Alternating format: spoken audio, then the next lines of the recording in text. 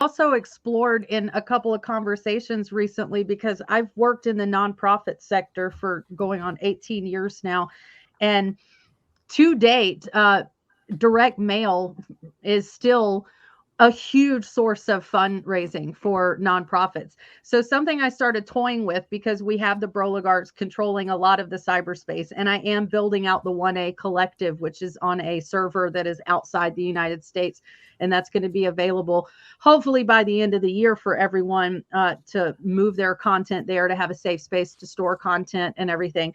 But right now we're dealing with the here and now and what we can do in this moment. And I do think that direct mail is something that we have been grossly overlooking in terms of organizing, because you can buy mailing lists based off just about any demographic. If you want every redhead who was born in the year 1987, you can buy a mailing list for that, right? So we can target mailing list. And I even posited the idea of everywhere where they're building a detention center, taking an aerial photograph and putting a star over that person's neighborhood and saying, this is the detention center, this is you. And on the back, putting photos of detainees being treated poorly or children in zip ties, and like driving that point home. Or Like if you want to talk about their politic, a direct mail, a postcard that says, are your grocery bills too high, in red on the front, and you turn it over. Here are 3 actionable things you can do to, in terms of addressing our government's